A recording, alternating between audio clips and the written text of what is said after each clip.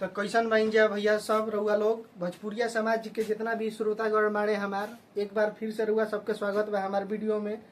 जैसे कि भाई सब हमार गाना गा में ले जा दू जानी बावन जा पवन सिंह के भरपूर एकदम प्यारा सा गीत बा एगो जौआ माध्यम से सुनैहन जा। तो भाई लोग गाइन जाओ आगे।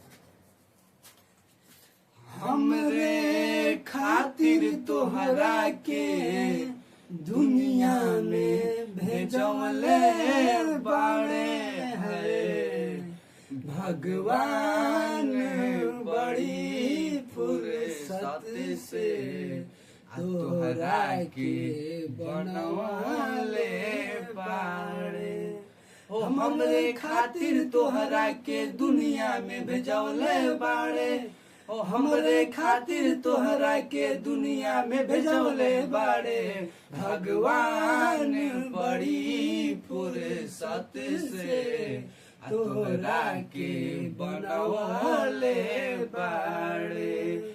उठवा तोहार जैसे भोर के किरनिया आँखिया में प्यार के समाइल बा दुनिया।